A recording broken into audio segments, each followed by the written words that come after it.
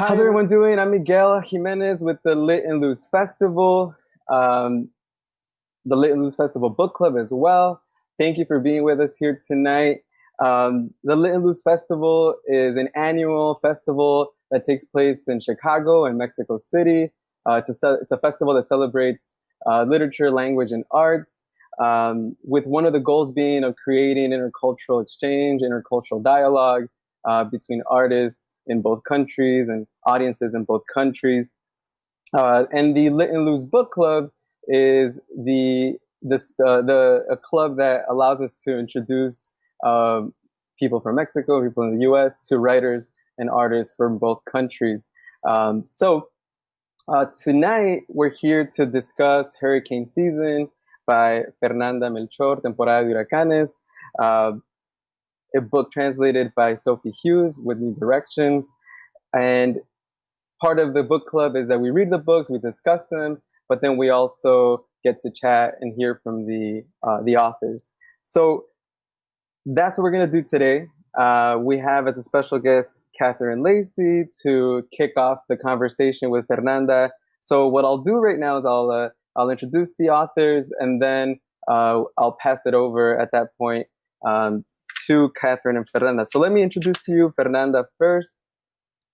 Born in Veracruz, Fernanda Melchor is the author of Falsa Liebre, Temporada de Huracanes, Hurricane Season, and Aquí No Es Miami, which is forthcoming in English as This Is Not Miami, also from New Directions. She was a participant in the Lit Luz Festival in 2018. Nacida en Veracruz, México, Fernanda Melchor es la autora de Falsa Liebre, Temporada de Huracanes y Aquí No Es Miami. Fernanda participó en el festival Lit Luz en el 2018. Catherine Lacey is the author of 4 books of fiction, Nobody Is Ever Missing, The Answers, Certain American States, and new novel Pew. She lives in Chicago. Catherine Lacey es la autora de 4 libros de ficción, Nobody Is Ever Missing, The Answers, Certain American States, y la nueva novela Pew. Catherine vive en Chicago. So without further ado, please welcome into your homes Fernanda Melchor, Catherine Lacey. We're going to pass it over to them. Following their conversation, we'll have a Q&A with Fernanda. So we'll pass it over to Fernanda Melchor and Catherine Lacey. Hi, thanks for having me sit here in my house and talk to a computer. I was really excited to be asked to talk to Fernanda about Hurricane Season. It's a completely remarkable and unparalleled book, as I'm sure a lot of people that are watching already know. If anyone that's watching hasn't read it yet, you immediately need to go read it. And I was wondering just first, Fernanda, if you had any kind of vision or intention that for how you wanted the reader to be changed by reading the book, and or if you could tell us a little bit about the way that you changed as a person while you were writing the book. Sure. Well, thank you so much, Catherine. This is really exciting. Thank you, Miguel. Thank you, Sarah, who's in backstage somewhere. It's such a pleasure to be in this club, in this book club. Lit Luz is a great festival that has worked since so many years, uniting artists from Mexico and the States. And for me, it's an honor to be invited and to be here with you talking about literature. And thank you for choosing my book. I know it's not sometimes an easy to read book or like the easiest pick. I know too that sometimes it could not be like the book for everybody. But I really appreciate you guys went through it, and of course, for me it's always super important to think about the reader. Because for me, reading has always been an experience, not just like following words in a piece of paper and making this mental image. But for me, literature has to be like an intense experience that's very, very much like life itself. And I don't know, that I think that comes from when I was a child, and most of the world I knew by reading books, by reading novels, and that allowed me to get to know other places. And I was a child that spent lots of time at home because both my parents work. So me and my brother had to spend lots of time at home, and we used to read, we used to watch TV a lot. That's also a strong presence. I think the way I write has to do a lot with cinema and TV. And basically, I just want always to make books that are also experiences. And that kind of changed during the writing of the book, because at first I just wanted to tell a story. And afterwards, when I found the story I wanted to tell with this book, with this particular book, I started thinking about the effect, that emotionally effect that this book could have in a reader. And I could say that this book changed me a lot as a person, and that's something that usually happens. And it could sound like something really romantic, right? To think that literature can change us in such a strong way. But I think actually when I finished hurricane season, I had to go to therapy, because this book moved me a lot of feelings, awkward feelings and emotions that I was not ready to be feeling, like stuff that had to do with my family, with my own childhood, stuff that had to do with being a mother. At that time, I was raising my stepdaughter, Hannah, and being a mother, for example, mothering was something that just liberate a lot of demons I had inside of myself. And this book was like the materialization, this book made all these emotions like something really concrete, like really outside myself. And yes, I think every book should aim to do that. I know it's romantic to think that way, but I think, what else can we do when we write books but to be romantic in that kind of way? Yeah, that's a good point. I mean, I think most people change whether they know it or not all the time, continually. And I think writers are in a position to notice those changes and process them into a book. So it makes sense to me that you would have been mothering through this. It actually leads another question that I had, of many questions that I have. There's an enormous amount of violence in the book.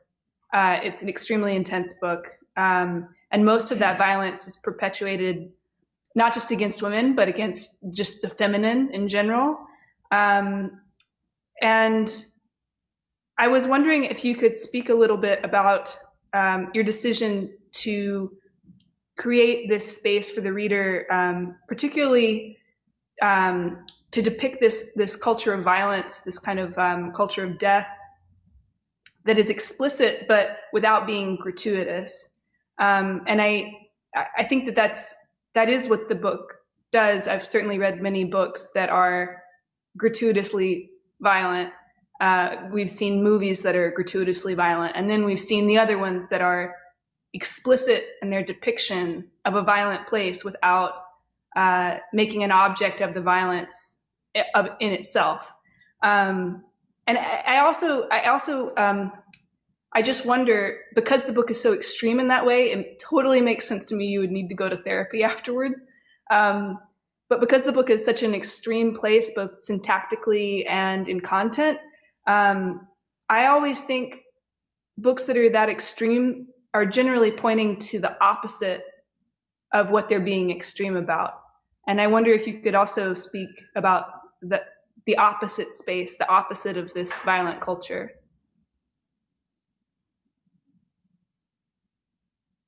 Yeah, it's actually, well, those are like three questions in one, actually. And well, I think, I don't know, I've been trying to understand my own need to write about violence, at least in this book. But if you guys have read more books, more other of my books, you will see and you will understand that it's always a recurring theme for me, violence. But but it's not like I artificially find these themes and make them into literature. But I think the violence is always inserted in the narrative, not only in the story but also in the language. For me, it's very important that that writing is it's a whole experience, not only telling a story but also making feel things through through the writing, to the language. And that's poetic, right? That's a form of poetics. And well, I for me, it's, I don't know, I've been trying to understand it. At the same time, I never get to the center of the issue. I think for me it's an obsession, violence, because from an early age I witnessed, I was born into a machist culture. I was born into a culture that thought of women as second-class citizens. I was born into a family that I always felt like being born a woman was like a disadvantage, you know, like even a handicap, you know. That's what I felt for me growing up a girl. And interesting in literature, I will always see that writers were always, you know, all men, all white men. There weren't like any figures to look up to. So for me, just I don't know. I took a long time to make amends with the fact that I was born a woman and that my way of being a woman is perfectly feminine and natural. But it took me a long time, and I think the experience of mothering, of being a mother, helped me, you know, because seeing my stepdaughter growing up, I just couldn't. I just wanted that she will feel like me when I was growing up, you know, like I will do anything to avoid her feeling like I did. So I think that's what's behind the violence. But I also grew up in a culture that's incredibly homophobic.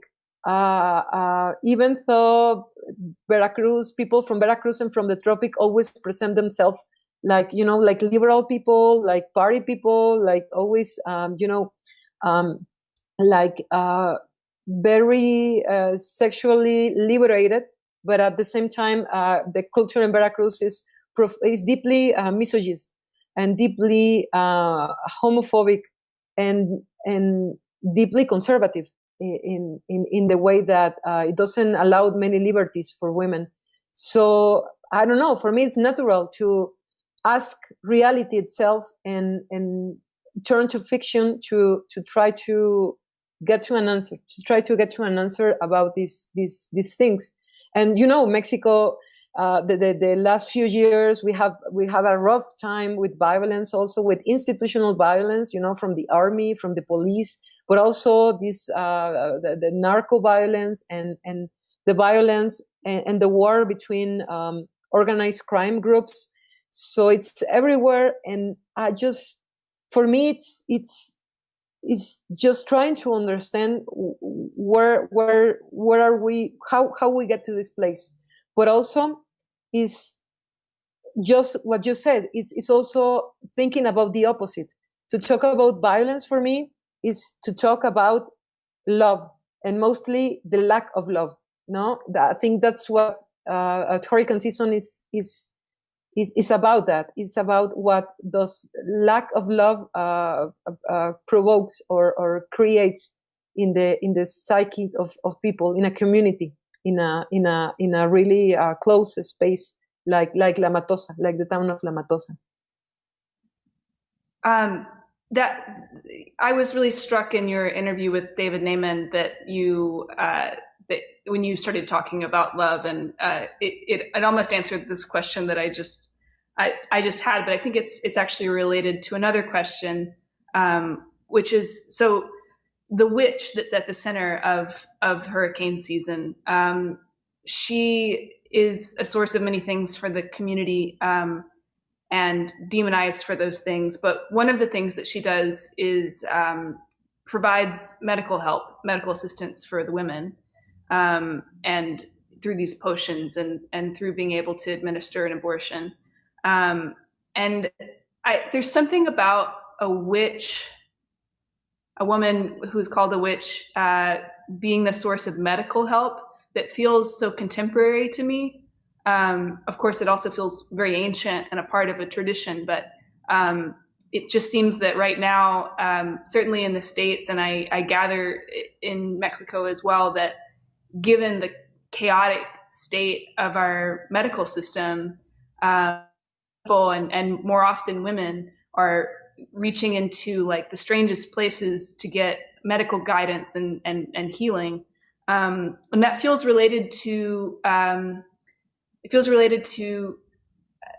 just the way that the female body is still something that's completely misunderstood and acted out against, in a way that it's like tied into the violence, that it's not two distinct things, that the system of healing and the system of violence, they're very much entwined, and they're flip sides of the same coin. And I guess I wonder if you could speak to what hurricane season says about healing and says about the female body. I think that's a great question. I just don't know if I will be able to answer it properly, but I'll try. I was just, I don't know, growing up, I just saw this kind of healing in Veracruz around, everywhere.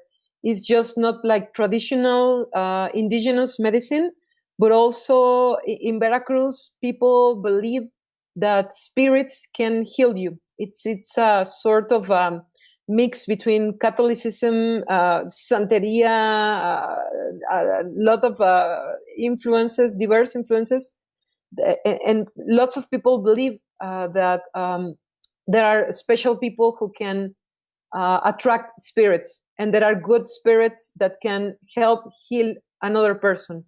And also they believe that there are evil spirits that can do the opposite, right? They can harm people. And I myself, I come from a family of practicant Catholics mostly, and we are not from Veracruz. My father's family is from Baja California, from the north of Mexico, and my mother's family is from Ciudad de Mexico, the capital, and they are like from German immigration descendants. And I'm not really familiarized with Veracruzanian culture, with this kind of healing, but I could watch it all around me when I was growing up, and for me it was fascinating, the power of the faith, and also the desperate ways that when living in a country that has failed you, in all kind of matters, like for example the health system, it makes you turn to other resources like these ones. And but it also has a value. It's not just only for desperation that people goes to a witch, or goes to a sage woman, or goes to a neighbor who knows how to heal with herbs just because you are in need.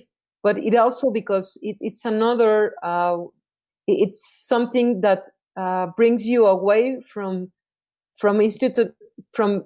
violence from the institutions, the violence you experiment at a hospital, at a nursery, like women.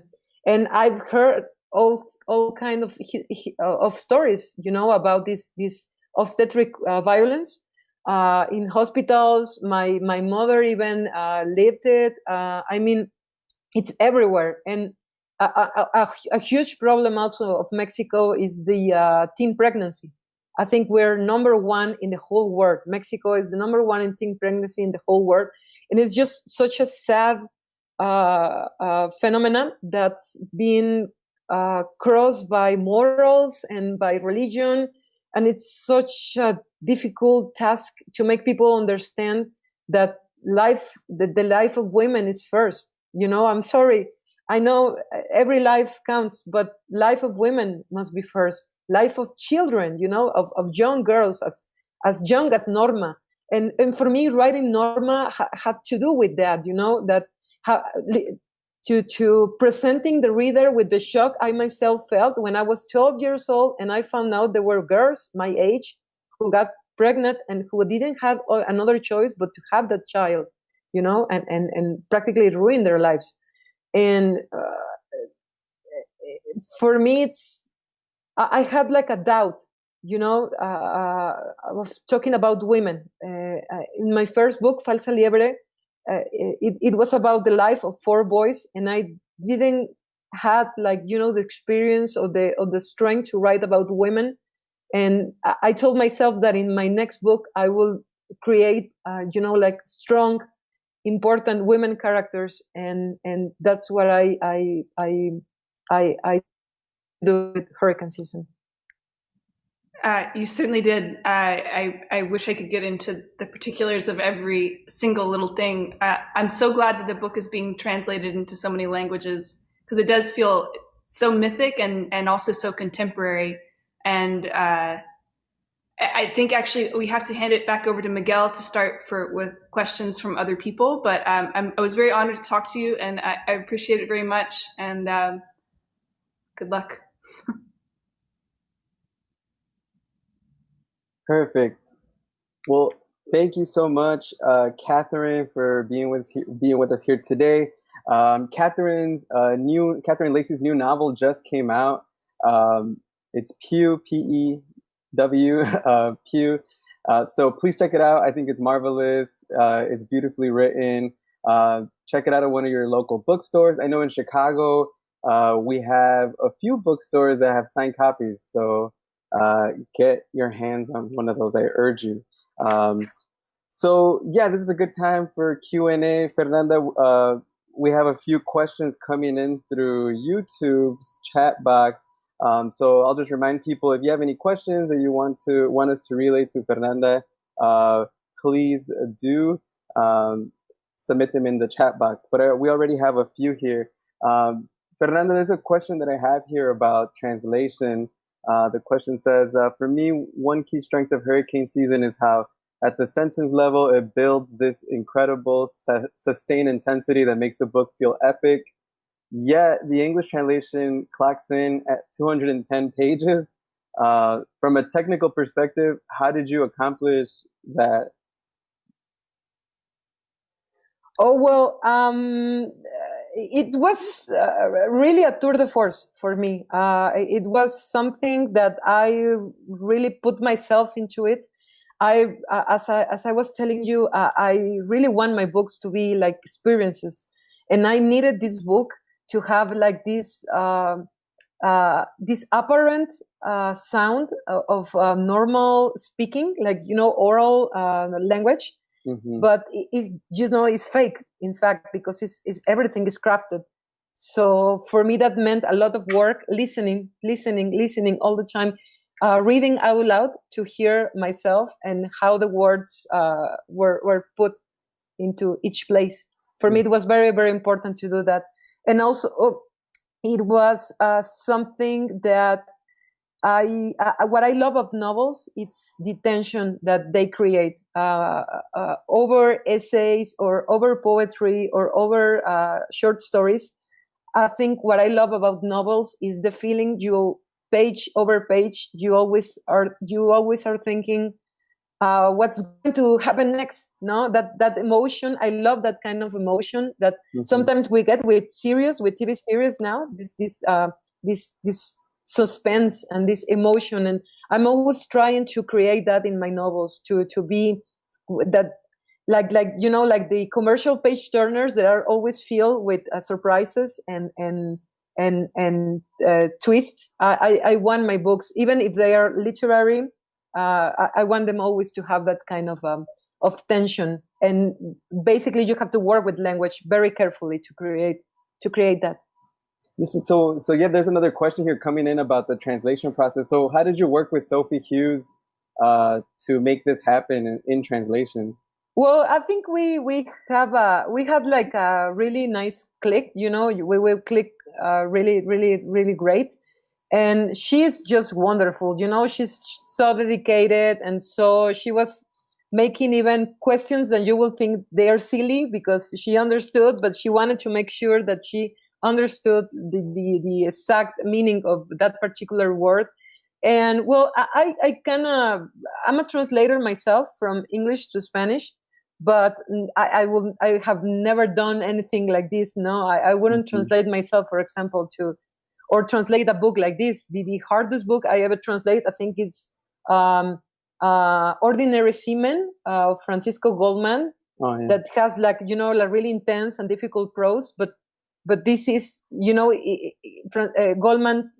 He's not as how can we say, like ordinary, like Mm-hmm. my book, like doesn't have so many bad words, and we will work really closely and exchange like YouTube videos about the songs that appear in the in the book, and basically there's sometimes you just have to. I really trust a lot in my translators. I'm not that kind of a writer who wants to like be there and be so picky about the words they choose. I wanted Sophie to have liberty, to Mm-hmm. freedom, to to translate as she will think, and I think that worked out pretty good, because sometimes I don't think the author is like the person who should be like proofing the translation. Uh-huh. I just think sometimes you're too close to the text to be able to distance and to propose notes or solutions, and not pose only problems for the translator, right? So I'm always trying to respect the translators, and it gets to a point. With English it's easy because I can read it and I love it, because I think Sophie translation not only reflects the literacity of the story, but also like this strange poetry I wanted to create with bad words and profanity. Yeah. I wanted to do that, and I think Sophie did it great. But there are not so many languages that I speak. I only speak English and a little bit of French, and that's it. And with the German language, for example, I just had to do like we Mexican do, and just and que sea lo que sea, ¿no? Que sea Yeah. lo que se pueda. Be it whatever it is. I don't Would it know. be? Uh-huh. But it has to be an act of faith to trust in your translator, and to trust that they are doing like the best they can. And I don't really think that they are untranslatable works of art. I think everything can be translated. Of course, it's not going to be the same, but I think even translation can do wonderful things. I'm thinking, for example, The Simpsons, the TV show, the cartoon Mm-hmm. show. In Mexico, we have like this translation that is wonderful, and I Mm-hmm. myself, I don't really like listening to The Simpsons in English, because it is not as funny and as good as in English. So I think it's pretty much everything is translatable. Yeah, it's funny you say that. There's some people that say that The Simpsons in Spanish is funnier than The Simpsons in English. Uh, so I've heard that before. While we're talking about that, there's a question that came in about that the translation and readers in other countries. And off camera, we were just talking about you just did an event in the Ukraine. Um, have you been able to hear how people have responded to this novel in Germany or in the Ukraine? Well, in Germany last year, I won two literary prizes, the Anna Seegers Prize and the House of the Cultures of the World Prize. So I guess that I know prizes are not like a standard for don't mean anything, at the end. But at the same time, it means that there are a group of people, the jurors, who thought that the work was worth having a prize. So uh, I try to stay away from critics, not because I'm not so, how do you say, I'm not so proud just to think that I don't have errors or I do mistakes or I cannot be a better writer, but it doesn't help me to write more. It just makes it every time more difficult for me to write every time I hear what people think about my work. And of course, I love to listen when people is excited about hurricane season and just, like it blew my head. And I love hearing that, of course, no? But at the same time, to go into Goodreads and take a dive in that. I confess that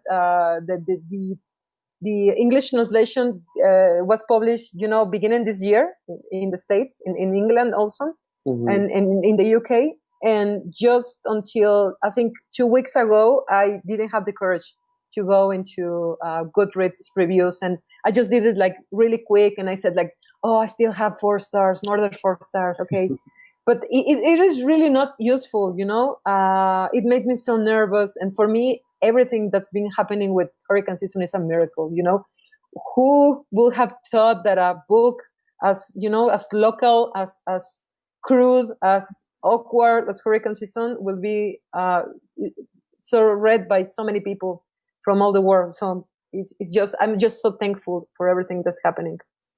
Yeah, it's interesting because I think some in our book club where we've been discussing the book, and some of the readers were really impressed and fascinated and had the question, and I see one coming in right now, a question about the way that the novel works through different point of views, and a lot of people felt like it does something really great where it kind of starts from the beginning, it circles in, and it kind of narrows down towards the end.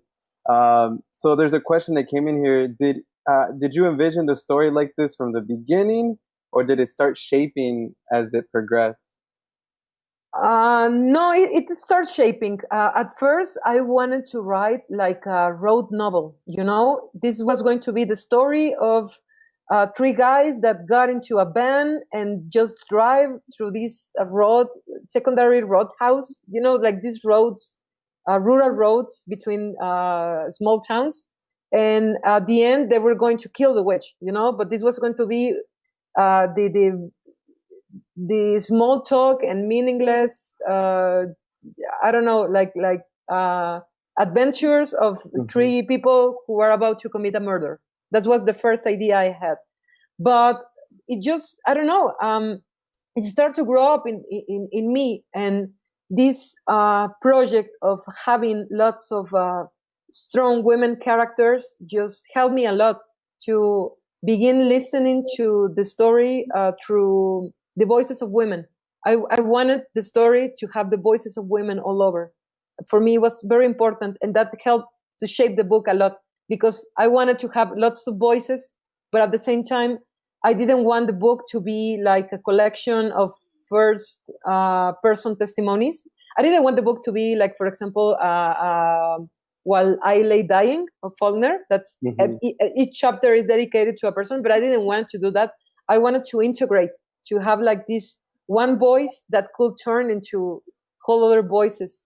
And I was trying to look for that kind of narrator, and I found it in Gabriel Garcia Marquez, El Otoño del Patriarca, the Patriarch's Autumn. Okay. And I found that kind of narrator. That's also the narrator of Los Albañiles de Vicente Leñero, or in some books of José Agustín. I read a lot of Mexican literature from the 60s, and where that kind of resource was used a lot. That current the stream of conscience. Sometimes I don't really remember like the technical terms in English. The stream of conscience. But I wanted to do something more radical, in the way that I wanted the narrator to sometimes be like a demon who gets into the corpse into the body of somebody and just start talking in its own language. And I wanted the language to be crude because I didn't want to be far away from the characters. I needed to be just in their skin. So for me, it was very necessary to use that kind of language, even vulgar language, like profanities, and all kind of misogynistic and homophobic lingo, because for me it was very important to create a world with the words that the characters will use. And I know it's extreme because it was a risk, and there's people who actually hate the book for that, but I just couldn't do it in any other way. Yeah, and it's interesting. Earlier, when you were talking with Catherine, you were talking about how heavy the process of writing the book was. I'm thinking about some of the conversations we had here with the book club about how heavy it was, but there were these moments that were really magical and light, like the karaoke scene in the witch's house. And there's a question that came in here about that. And I'll add a little bit of my own question. And I heard that, and I think I read in an interview that you were listening to a lot of Luis Miguel for the character of Luismi. And for those that don't know, Luis Miguel is a sort of pop, one of the Mexico's and Latin America, I think, biggest pop stars, has been singing since he was a child. Was there some joy in writing the character, someone like Luismi, that has these revealing moments, like singing Luis Miguel? Yes, of course, because the book is so crude and so awkward that it has to have like these moments that are like small islands, or like small, like hurricane ice, like places where the reader can take a breath, because if not, it's torture. And I know there sometimes it seems like there are not enough safe places like this in the whole book, but I try to meticulously create them, to give air to the reader. And one of these sometimes are like tender moments, even I'm thinking of Norma when she speaks of her stepdad's abuse. There are moments even of tenderness, in that terrible relationship. There are moments of tenderness, and there are moments of, or in Luismi's relationship, her relationship with Luismi's, or there's also, like these weird moments, like oniric, or kind of Lynchian, like David Lynch's movies of everybody thinks that the witch is doing like satanic rites in her home, and at the end it's just a karaoke, with music from the 80s in Spanish. So there's a lot of stuff going on, and the ending, for example, it's also I could end the book with Brando's stories. The book could end like that, but I felt like I owe the reader some finishing, like some. It couldn't just end like that. We needed to de-escalate, like going down easily, and I just came out with the grandfathers, this character, and I just read a book of chronicles from Josefina Estrada, and she talks about las morgues, I don't know how to say that in English. The morgue, or like where bodies end. And she did a research about what happens to a body in Mexico when nobody reclaims it, and I just found this testimony of a person who worked there and who used to talk to the bodies to make them like tranquilizarlos, to eat them, calm them. to calm them. And I just thought that was so beautiful, and I thought that was the witch needed, because she had such a hard life with so many disappointments and disillusions, and and she tried to do the best she could, to live the life that she had to live, and I just wanted to give her like a realistic but full of dignity burial. in that way, no, full of dignity, as sometimes it happens in Mexico in reality, and the dignity that so many people in Mexico are lacking, right now because of the violence and many people disappearing and being mutilated, and that's what I want.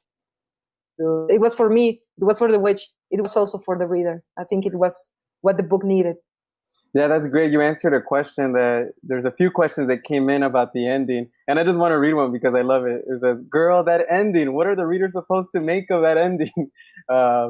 Because I think there was a lot of readers that, at least, that were wondering about that. It's such a minor character, the grandfather, but I think it answers that question. It sounds like you wanted to, you felt like you owed it to the witch and those characters, huh? I just thought that my other book, Falsa Liebre, my other novel, and even the book of on non-fiction stories, This Is Not Miami, that book ends super, like in a super strong and difficult place, because we are talking about violence, about we are talking about blame, the blame that the citizens feel because we're not doing, what are we doing to avoid that violence or to react against that violence, or what are we doing as a society to protect our children? So it was always such, like hard endings, and I just wanted to do something else. And a friend just told me that, he told me, like, for your next book, you have to make the moon disappear and make it appear again. So that's what the idea of having the grandfather in the book. So I was supposed to show of the light away, but at the same leave something, a small light, like a nightstand, like the moon, like the stars, something small, but like full of hope. Yeah, and I think that's the sense that I think a lot of readers had, right? That it left everyone feeling, like you mentioned earlier, able to breathe, uh, at the end after reading the book. There's a question that was coming in here, and I think it's related to some of the things that the book club talked about. Um, that it felt like the novel in some way was asking uh, readers to consider these people's lives or these characters' lives, and it reminded me of something that I know that you mentioned before, that the idea for the novel came from a nota roja, no, which is like a genre of of journalism that sensationalizes violence and violent events, murders. Um, did you go in with that sort of idea of like humanizing the people that are behind those atrocities or murders that you see in the Nota Rojas? Yeah, that's been kind of a program for me from a little while yet. I've always been interested in this gender, in Nota Roja. I did my master degrees, in fact, in art and aesthetics about Nota Roja. What's the experience that people has when looking at these photographs? And I dedicated my thesis to Nota Roja photographer that's called Enrique Metinides. He's great. He's now considered our contemporary artist. He's just beyond graphic of gory photos. He's just beyond that. He tells stories, and he has like this influence of noir cinema and gangster movies, and it's just beautiful. It's just great work. And I've always tried to make justice to this kind of narrative, because for me, the stories that appear in Nota Roja, about murder, about crime of passion, about revenge. These are like, the stuff of what human interactions are made of. This is the stuff of, Faulkner wrote about it. I think every novel of Faulkner can be translated to a Nota Roja story, and even Shakespeare's work can be translated to a Nota Roja too. So, but the thing is, Nota Roja is also full of stereotypes. La Nota Roja is racist. is misogynist also. It gives you the idea that the violence it's something that only occurs once, and it's not a systematic thing. That's what I don't like about Nota Roja, you know. And it's always the poor people who appears in Nota Roja, not always the rich people or the people with upper level, you know. And I think that's unfair too. So it's been years since I tried to tell those kind of stories with another kind of language, with a language that allows us to understand what's behind those terrible acts that just don't happen because of I don't know, because it was too hot and people got crazy, but it has a reason, you know, and a systematic one. And also another thing I don't really like about Nota Roja is the way they always they never actually follow up on the thing that happened, on the event. And when you write novels and when you write histories or when you write non-fiction stories, you get the chance to with the tools of literature, you get the chance to follow that story, to go backwards and try to understand what happened, and to go to the future to see the consequences of that same violent action. And it's what I've been doing most of this time, because I really find it, for me, it's a necessity, you know. I think in the States, it's not Nota Roja, but a really popular genre is true crime, for example. And it can be, you know, very literary, like in Cold Blood, or it can be like, you know, not literary at all and kind of a cheap. But there's lots of people reading that kind of, you know, serial killers and all that kind of narratives. And most of them I found are women, because women, it's like women, we need to know what's the possibilities of evil. We need to know that evil exists and how does it take shape in our kind, you know. It's like the function that fairy tales has for children. Fairy tales help children to understand what are the perils of the world. So it's sort of for me, it's similar. Great. And maybe this is a good last question to end on then. You have Aquino's Miami translated. It will be forthcoming, titled This Is Not Miami.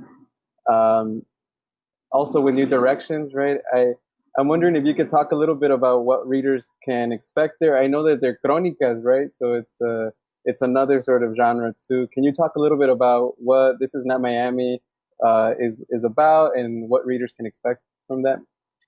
I was just so under the influence of Truman Capote when I thought about that book, because, for example, the book, this beautiful book, Music for Chameleons, where he talks about things that happened to him or things that he heard, and he just tells them in the greatest prose. You know, I really love Truman Capote. He was such a genius, and I just wanted to do that, but talking about Veracruz, my hometown, and about a certain time between 2008 and 2012, I think, where violence exploded, where the war against narco traffic, you know, against drug dealing explode, and the consequences now that we have in Veracruz are like thousands of people who just disappear. You know, they were forced to disappear, were murdered, and that are being now found in mass graves. So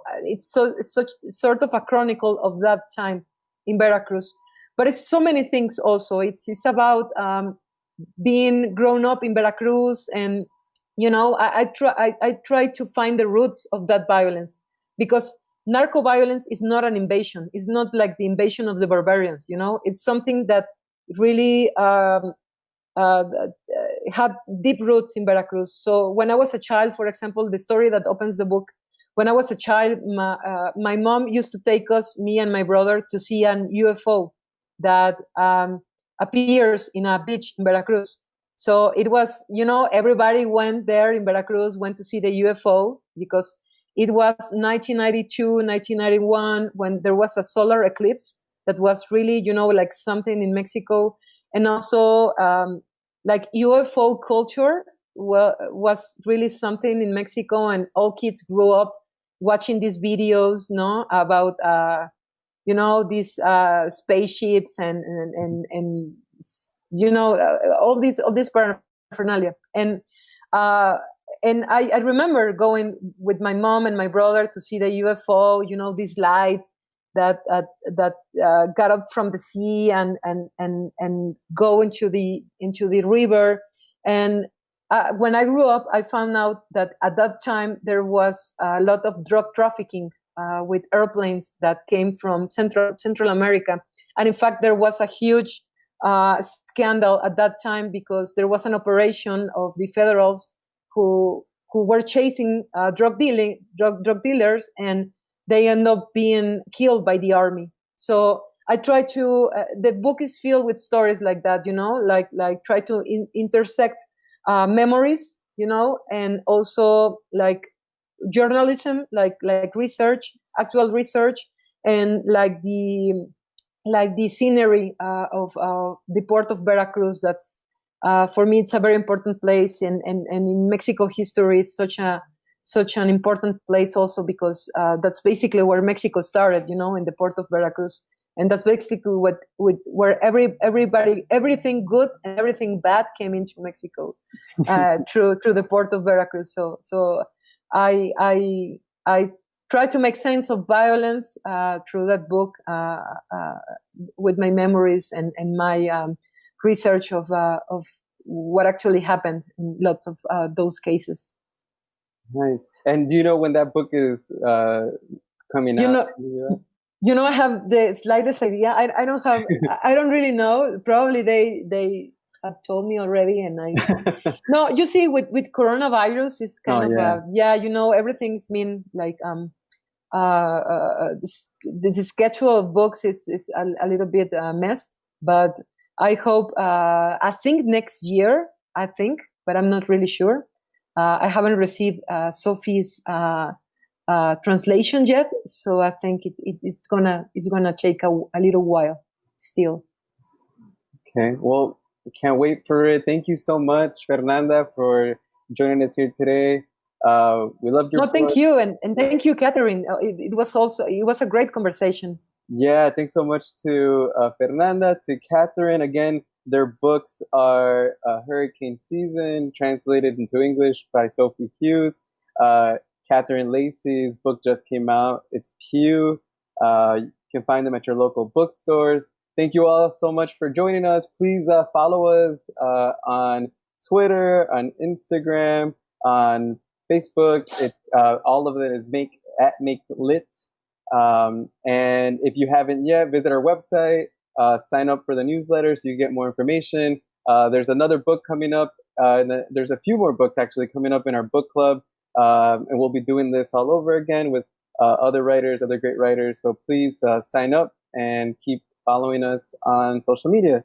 Thank you all so much. Again, thank you, Fernanda. Thank you, Catherine. A few more thank yous really quick. Thanks to Ana Lucia Cornejo for translation today. Thanks so much to Gianni Barra from Q4 for producing tonight's event. And thank you to Kim Alpert and the rest of the Make Lit Loose team. Have a good night.